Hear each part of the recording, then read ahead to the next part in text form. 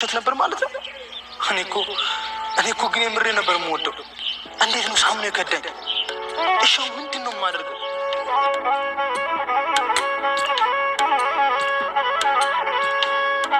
መቼም ሊገባሽ አይችልም። አሴር እማላቅህ ነው እንዴ የሚመስልህ? ሀና ተምቹ እርግብን ስላፈቀራትና እርግብን በውሸት ቤተሰቦቿን ላለመተዋወቅ አስቦ በጣም ስለሚወዳት ሁሉንም ነገር አበላሽቶታል። ከአንድ በኩል ጆሮ ጋር ተቀያይሟል፣ በሁለተኛ ደረጃ ደግሞ እርግብን አስቀይሟታል። እርግብ ዓይንህን ላፈር ብለዋለች። እሱ ግን ያሰበው ሀሳቡ ሌላ ነበረ። እሷ እንዳሰበችውና እሷ እንደተረዳቸው አልነበረም። እሷም ፍቅረኛዬ ነው ብላ ልታስተዋውቀው የነበረው ወይዘሮ ሜላትን ነበር። እናም በውሸት ቤተሰቦችሽን አልተዋወቅም በሚል አሳማኝ ምክንያት ነበረ። ግን እሷ በዛ ደረጃ አልጠበቀችም። ሰላም ጤና ይስጥልኝ ውድና የተከበራችሁ የቻናሌ ተከታታዮች እንኳን ደህና መጣችሁ። ላይክ እና ሰብስክራይብ እያደረጋችሁ እስከ ቪዲዮ ፍጻሜ አብራችሁን ቆዩ። በአሁኑ ነገሮች ሁሉ የዛሬው ድራማ በጣም የሚያስቅም ነው የሚያሳዝንም ነው። ምክንያቱም ጆሮ በአሁኑ በጣም ተናዶና እንደዚህ ሲናገር እንደዚህ ሲጮህ አይተነው አናውቅም እዚህ ድራማ ላይ። እናም በጣም ሲጮህና ሲናደር ነበር።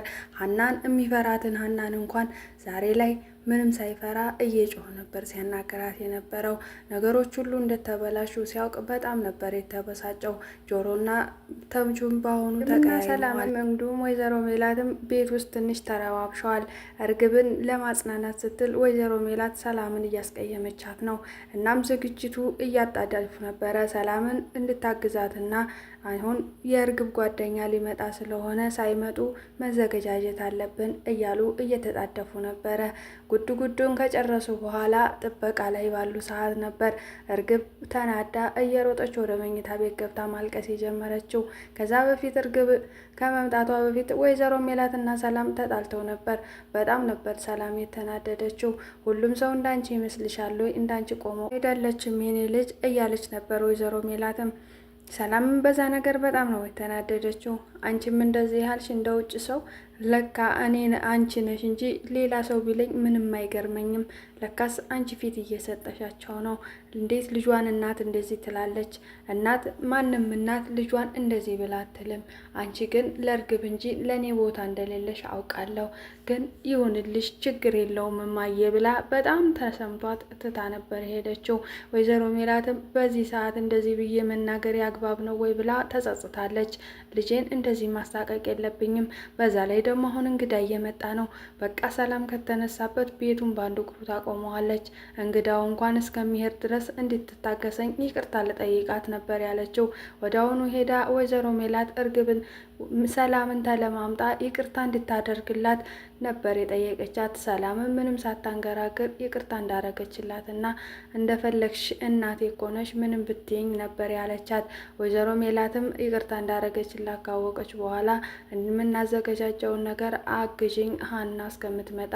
ድንብላል እንደሄደች አልመጣችም፣ የምትመጣ አይመስለኝም። ስለዚህ ሰላምዬ እባክሽ ብዙ ስራ አለ፣ እነሱ ከመምጣታቸው በፊት ሁሉንም ነገር መስራት አለብን እያለች ነበረ። ሰላምን ምንም ሳታንገራግር ስራውን ቶሎ ብለው ከጨረሱ በኋላ ነበረ እርግብ እየሮጠች የመጣችው። በዛን አጋጣሚ ወይዘሮ ሜላትን በጣም ደንግጣ ነበር። ልጄ ምን ሆና ነው እንደዚህ የሆነችው እያለች ነበር። ሰላም ግን ሁሉንም ነገር አየችና ትተው እሱ እንዳልመጣና ብቻዋን እንደሆነች ስላወቀች በጣም ነበር የሳቀችው። አይ ልጅሽ እንግዲህ አብዳለች፣ ሂደሽ አብራችሁ አልቅሱ ብላ እያሾፈችባትም ነበረ ለወይዘሮ ሜላት። ሰላም በጣም ነው ደስ ያላት። ምክንያቱም እርግብ አንድ ቀንም የእሷ ነገር ተውጦላት አያውቅም። በአሁኑ ግን የተጸጸተች ትመስላለች። እርግብ በጣም ነው የተናደደችው ተምቹም በውሸት አልቀርባቸውም፣ በውሸት እንዴት መወዳትን ልጅ ቤተሰቦቿ ጋር ሄጄ አይን ባይን ዋሻቸዋለሁ በሚል ነበር የቀረው። እናም በጣም ተናዷል።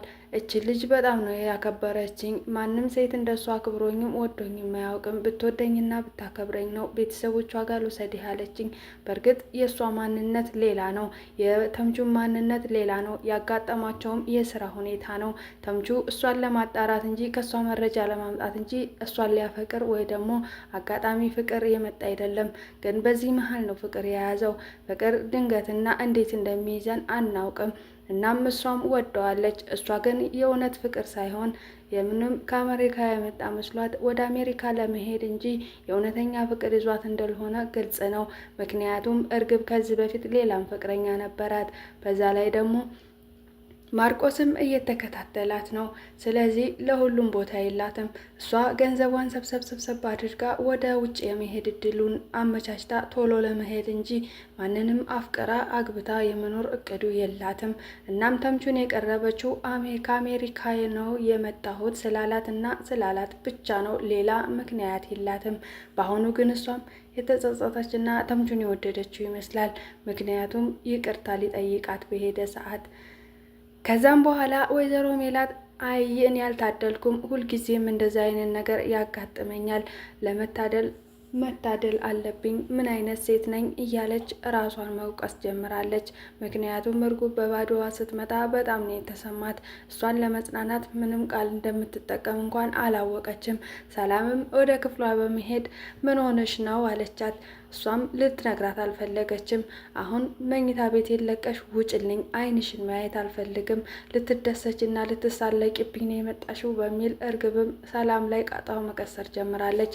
ሰላምም በመጀመሪያ ደረጃ ተስተካክለሽ ተቀመጪ፣ ከዛ በኋላ ነው ሁሉም ነገር የሚመጣው አለቻት። ስለዚህ እኔም መቆጣትም ሆነ ውጭ ማለት መብት የለሽም፣ የዚህ ቤት ልጅ እስከሆንኩ ድረስ ታላቅሽም ነኝ። ስለዚህ እኔን ውጭም ሆነ ግቢም የማለት መብት የለሽም። ሲቀጥል ደግሞ ፍቅረኛ ከመያዝሽ በፊት አንድ እርግጠኛ ሆኚ፣ ፍቅረኛ ይዣለሁ ብለሽ ቤት አመጣዋለሁኝ አስተዋውቅሻለሁ ከማለትሽም በፊት በፍቅረኛሽ ሙሉ ለሙሉ እርግጠኛ መሆን አለብሽ። ስለዚህ አሁን ማልቀስ ከፈለግሽ ማልቀስ መብትሽ ነው ብላ ክፍሉን ለቃ ወጣ ትታለች። በሰዓቱ እርግብ በጣም ተናዳ ስለነበረ እኔ በዚህ ሰዓት መታ እንደዚህ እንደምታናድደኝ አውቅ ነበር። ዘሪሁን አዋርደኸኛል፣ ግን ደግሞ እሰራልሃለሁ፣ እገልሃለሁ እያለች ማልቀሷን ቀጥላለች። ክፍሉንም በአንድ እግሯ አቁመዋለች። ሁሉንም ነገር ዝብርቅርቅ አድርገዋለች። በጣም ተናዳለች፣ ግን ማንንም ሰው ማናገርም አልፈለገችም።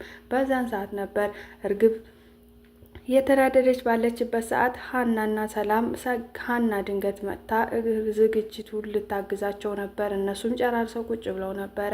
እናም የምን ዝግጅት ነው ብላ ሀና ሰላምን መጠየቅ ጀምራለች። ሰላምም ሁሉንም ነገር አስረዳቻት። እናም እየሳቀች ነበር። እንዴ ሰላምዬ፣ በሰው መከፋትማ መደሰት የለብሽም። እንዴት ነው በዚህ ሰዓት እሷ እያለቀሰች አንቺ የምትስቂው? ምንም ቢሆን እኮ እህትሽ ናት። ስለዚህ አርፈሽ ተቀመጪ፣ በዛ ላይ ይቅርታ ጠይቂያት፣ ተሳቅሽባትና ከተሳለቅሽባት ጥሩ አይሆንም እያለቻት ነበር። እኔ እኮ የሚያስቀኝ የእናትና የልጅቷ ነገር በጣም ነው የሚያስቀኝ። እኔን ቆሞ ቀር ብላ ከመሳደቧ 10 ደቂቃ ሳይሆን እሷም በቁሟ ተዋረደች። ስለዚህ የእኔ ቆሞ ቀር መሆን ይሻላል አለይ ብሎ ከመዋረድ እያለች ነበረ። ሀናም ሰላምን እየተቆጣች እንደዚህ አይደረግም እያለቻት ነበረ። ሀናም እርግብን ለማረጋጋትና ለማጽናናት ወደ ክፍሏ ገብታ ነበር። እርግብ ግን እንደዚህ በቀላሉ መጽናናት አልቻለችም። ሀናንም ክፍሉን ለቀሽ ውጭልኝ፣ አንቺ ሴትዮ ምንድን ነው እኔን አጣርተሽ መጥተሽ አሁን ላይ በቁስሌ ላይ በርበሬ ልትነሰንሽ ነው እያለቻትም ነበረ። ሀና ግን እንደዛ አላሰበችም። ምናልባት እኔና አንቺ የተዋወቅንበት መንገድ ጥሩ ላይሆን ይችላል፣ የተዋወቅነው አግባብ በሌለው ነገር ቢሆንም እንኳን አንቺ እያለቀሽና አንቺ እንደዚህ ሀዝነሽ እኔ ልደሰት አልችልም። ስለዚህ እባክሽን እርግብ ቁጭ ብለን እንወያይ እናውራ ብትላትም እርግብ ግን እሷ የመሰላት ልክ በእሷ ቁስል ላይ አሁንም እሷ ልትሳለቅ ነው የመሰላት። ሀና እንደዛ አይነት ሴት እንዳልሆነች ሁሉም ሰው ያውቃል፣ ግን እርግብ መረዳት አልቻለችም። ስለዚህ አሁን ላይ ምንም ነገር ማንንም መስማት አልፈለገችም። ሀናንም ጮኋ ከክፍሉ እንድትወጣላት አደረገች። ሀናም ትተዋጣች። እቺ ልጅ ጤነኛ አይደለችም፣ ድሮም ጤነኛ አይደለችም። ስለዚህ ምንም ማድረግ አይቻልም፣ እንግዲህ እግዚአብሔር ያጽናናት ብላ ዝም ብላ ትሄዳለች። በስተመጨረሻም ወይዘሮ ሜላት ልጇን ለማጽናናት ነበረ ማታ ላይ ነው ሰላም እና እሷ በአንድ ላይ በሆኑበት ሰዓት ሰላምን ክፍሉን ለቃ እንድትወጣ ከጠየቀቻት በኋላ እርግብን አብራ ልታወራት ፈልጋ ነበረ። ግን ሰላምም እኔ መተኛት ትፈልጋለሁ እማዬ፣ ለምንድን ነው ግን የማታይኝ ብትላት ልተዋት ግን አልቻለችም። እኔ እዚህ መቆየት እፈልጋለሁ፣ ስለዚህ አንቺ ክፍሉን ለቀሽ ውጪ። ስለዚህ እየጠየቅኩሽ አይደለም፣ ተነሽ እያዘዝኩሽ ነው ነበር ያለቻት።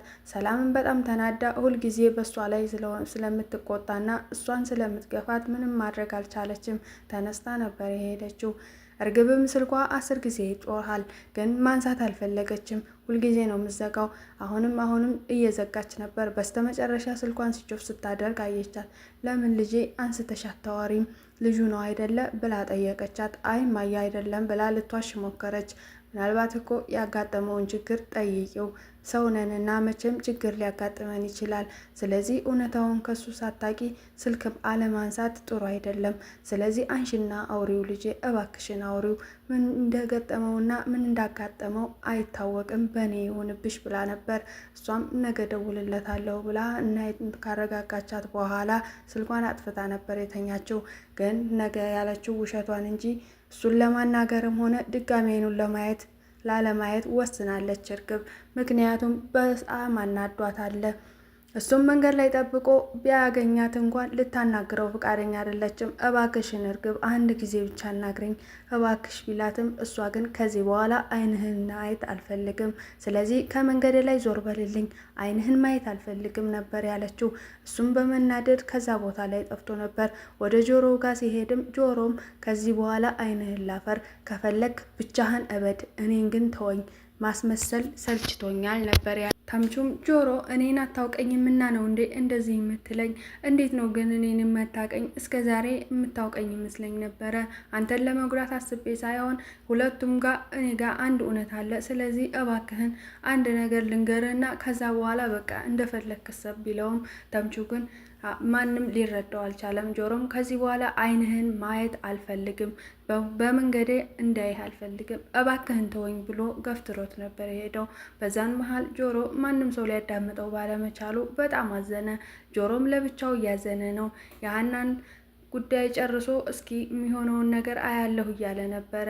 እኛ ያበላሸነውን ነገር እኛው ማስተካከል አለብን። ያ ፎቶና መስቀል እዛ ቤት የገባው በምንና እንዴት እንደሆነ ለማወቅ ነበር። ስራውን ረስቶ ጭራሽ እያስመሰለ ነበር። ለካስ እሱ ፍቅር ጀምሯል። ፍቅር እንዴት እንደሆነ ይገብቶታል። ስለዚህ የኔን ፍቅር ወደዛ ጥሎ የራሱን ፍቅር እያመቻቸ ነበር። ተምቹን እማውቀው ይመስለኝ ነበር። ለካስ አስመሳይ ነው። በፊቱ ሁልጊዜ እንደሚወደኝና ከኔ መለየት እንደማይፈልግ የኔ ብርዝናዬ በቃ የእውነተኛ ወንድሜ እንደሆነ ነበር የሚሰማኝ። ግን ውሸት ነው፣ ሁሉም ነገር ማስመሰል ነው። ተምቹን ሳላቀው መኖሬ በጣም ነበር ያናደደኝ። ከዚህ በኋላ ግን ማንም ሰው ከጎኔ እንዲሆን አልፈልግም። ማንም ሰው ጎኔ እንደሌለም ደግሞ እርግጠኛ ነኝ።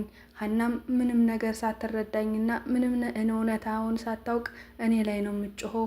ማንም ሰው ሊረዳኝ አይችልም። ሰው ነን ሁላችንም፣ የራሳችን ሚስጥርና የራሳችን ህይወት አለን። ብዙ ነገር ደብቀናት ሊሆን ይችላል፣ ግን በእሷ ምክንያት ደግሞ ብዙ ነገሬን እያጣሁ ነው። እሷ ስለመጣች ነው ብርዝናዬ ጋርም የተጣላሁትኝ። ይሄ ነገር እሷ ባትመጣ ይሄ ነገር ባይፈጠር ኖሮ ከተምቹ ጋር መቼም አንጣላም ነበር። እኔ ሀናን ስለወደድኳት እንጂ የእሷ ፎቶ ጠፋ ቀረ መጣ ሄደ አይመለከተኝም ነበር። ግን ማንም ሰው እየተረዳኝ አይደለም። ፍቅር ምን እንደሆነ ራሱ ሳላውቅ በእሷ ነው። እሷን ደግሞ አከብራታለሁ፣ እወዳታለሁ። እንደ እሷ የምሰማውም ሰው የማከብረውም ሰው የለኝ። ግን እሷ ሁልጊዜ እኔን ጥፋተኛ ነው የምታደርገኝ። ስለዚህ ምንድን ነው ማድረግ ያለብኝ እያለ ለብቻው ሲያጨስ ነበረ። በማጨሱም እሷ ስላየችው ብዙም አልተናደደም። ምክንያቱም ከዚህ በኋላ በቃ ቆራጥና ጀግና እየሆነ ነው ያለው። ፍቅሩን ሁሉ ረስቶ ሀና ላይ ሲጮህባትም ነበረ። የሀና ብቻ አልበቃ ብሎት ሰላምም እንዳጋጣሚ ስታልፍ ስታየው በሰላም ነው ምን ሆነ ነው ብላ ልጠይቀው ነበረ። ግን ምንም ሊያናግራት አልፈለገም። ልክ እንደማያውቃት ሰው ምን ነው ሰላም አልመስልም እንዴ ነበር ያላት። እሷም ግራ በመጋባት እንዴ ያኔ የማውቀው ጆሮ ነው እንዴ እንደዚህ ኮስታራ የሆነው እያለች ነበረ። ሴትዮ ባክሽን ተይኝ፣ ምንድን ነው ግን ትምህርት ቤት የሚያስተምሯችሁ ብሎ ነበር የጠየቃት። ኮስተር በማለቱ እሷም ደንግጣ ነበረ። የሆንከውን ነገር ብትነግረኝ እኮ ልረዳህ እችላለሁ፣ ግን ምን ሆነ ነው ብትለው ግን ምንም መናገር አልፈለገም። ጆሮ አሁንም ተይኝ ብሎ እሷንም ትቷት ሄዷል። ሰላም ምን ሆኖ ነው ግን ያኔ የማውቀው ልጅ ነው እንደዚህ የሆነው ምን ሆኖ ነው? የሆነ ችግርማ አለ ብላ ነበር ትታ የሄደችው። ምንም ማድረግ አልቻለችም። እሱ ነው በቆመችበት ትቷት የሄደው እና ማንንም ማናገር ሆነ ማንንም መቅረብ አልፈለገም። ተምቹም ብቸኛ ሆኗል በአሁኑ ሰዓት። በስተመጨረሻ እርግብ ጋር ሄዶ ነበረ ሱቋ። ሲያገኛትም እባክህን ውጣልኝ ብላ መጮሃን ጀምራለች። ግን አንዴ ያዳምጭኝ ቢላትም ልትሰማው አልቻለችም። በስተመጨረሻ አንድ እድል ሰጥታ መስማት ጀምራለች። እኔ በጣም ስለማፈቅርሽ እና ስለማከብርሽ ነው የቀረሁት። በቤተሰቦችሽ ፊት ማዋረድ አልፈልግም። ምክንያቱም እኔና አንቺ የተቀራረብነው በጓደኝነት እንጂ በፍቅረኛነት አይደለም። ስለዚህ እውነታውን መነጋገር ይሻላል እንጂ በውሸት ቤተሰቦችሽን ስለመቅረብ ስላልፈለግኩ ነው። ይሄ ነው እውነታው። አንቺን ለማዋረድ ሳይሆን አንቺን ለማክበር ነው። ከዚህ በኋላ እንደፈለግሽ ብሎ ነበር ትቷት የሄደው።